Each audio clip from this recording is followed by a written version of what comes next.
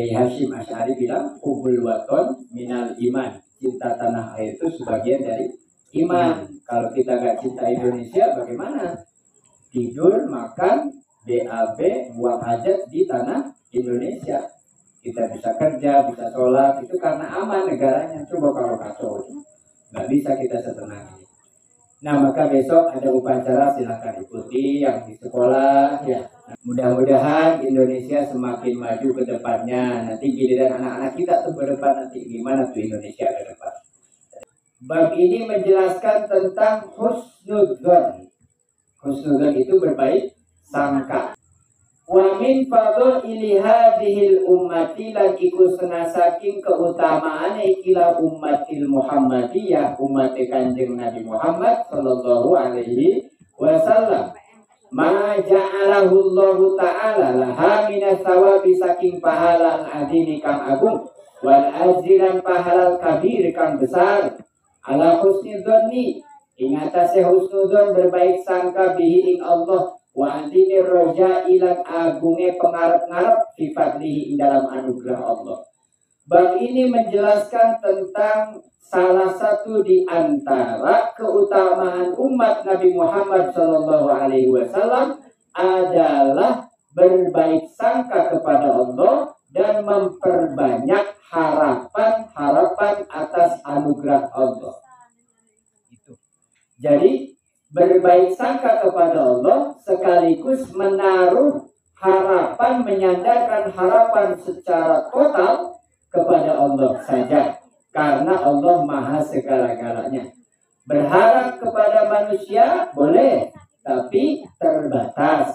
Berharap kepada siapapun boleh, tapi tidak seperti yang kita harapkan. Tapi ketika berharap kepada Allah, maka ini menjadi pahala besar. Jadi berbaik sangka juga berharap kepada Allah, jangan dibatasi. Ya Allah, berikanlah saya rezeki sebulan 500 saja. Jangan gitu. Dikasih 1, 2, 3, yang penting semuanya baik, maslahat. Anak 1 keurus, 2 keurus, 3 keurus, 5 keurus, ini semua keurus, yang penting. Ya Allah, berikan saya apa saja, berharap kepada Allah. Allah maha luas rezekinya, Allah maha luas segala, maha kuasa atas segala sesuatu. Selama manusia mau berdoa, anak Adam ini manusia berdoa kepadaku dan berharap kepadaku, maka aku pasti akan mengampuni apapun dosa yang pernah kalian lakukan, wala ubali, dan saya tidak peduli. Tadi kemudian orang itu sadar atas dosanya yang besar, lalu kemudian minta ampun kepadaku, ghafartu laka, aku pasti akan mengampunimu. Kemudian, ya Adam, lau ataitani, jika engkau datang kepadaku nanti di akhirat, dibangkitkan lagi oleh Allah. Biqurbil ardi khotoya, penuh dosa sepenuh bumi. Jika engkau bangun nanti ketemu denganku di akhirat dengan membawa dosa yang nilainya jumlahnya sepenuh bumi, tsumalafaitani, kemudian engkau bertemu aku, selama la tusyrik bi syai'an, engkau tidak berbuat syirik, tidak menyekutukan aku dengan sesuatu yang lain, la ataituka biha maghfirah, saya pasti akan menyambut kedatanganmu dengan membawa ampunan. Jadi ini jaminan dari Allah Subhanahu wa taala, tidak boleh berputus asa kepada apa yang akan Allah berikan kepada kita. Termasuk ampunan, termasuk rezeki, termasuk jalan keluar ketika kita menghadapi persoalan dalam kehidupan dunia. Jangan pernah putus asa dari harapan kepada Allah Subhanahu wa taala. Dosa yang besar dengan syarat nih, dengan catatan, selama kitanya ada keinginan mau beristighfar. Jadi dosa yang udah mau diapa? Yang paling penting, berapa banyak Bapak Ibu istighfar setiap hari, ampunan Allah lebih banyak daripada dosa yang pernah kita lakukan. Keluasan ampunan taubat Allah, menerima taubat manusia selagi ada niat kembali kepada Allah.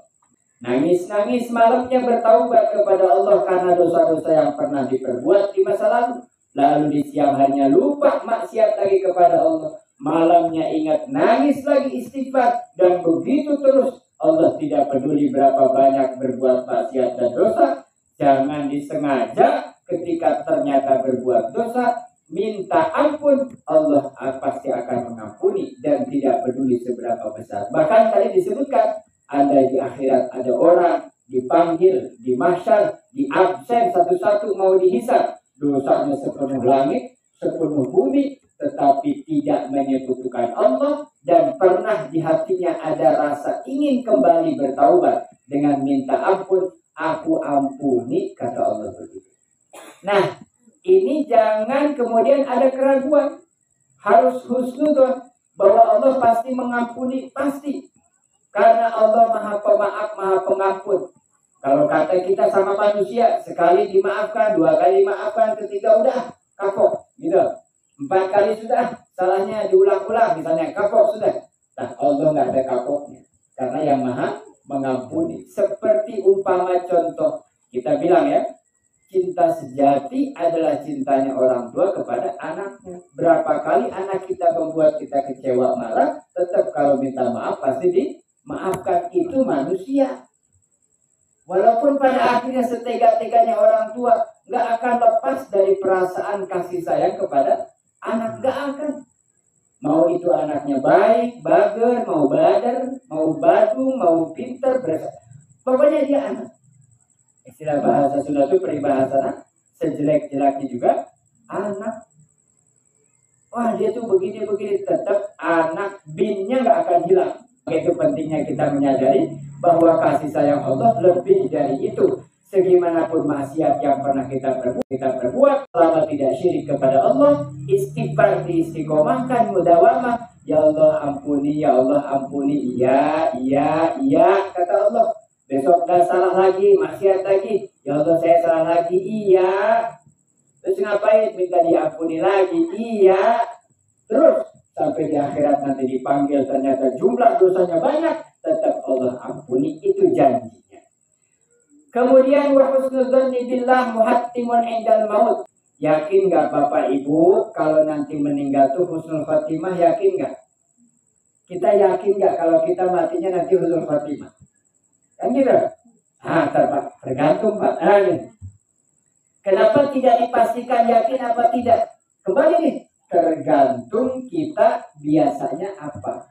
Yang kita amalkan apa? Yang kita amalkannya ibadah, dijaga 5 waktunya, datang Ramadan, puasa, datang wajib zakat, datang wajib haji, disempurnakan ibadah sunnah, sedekah, infak, jariah, tanggung jawab terhadap keluarga, terhadap orang, kalau memang ada tanggung jawab dalam hal muamalah, jual beli, pekerjaan, karyawan dengan atasan, semua jalankan sudah itu.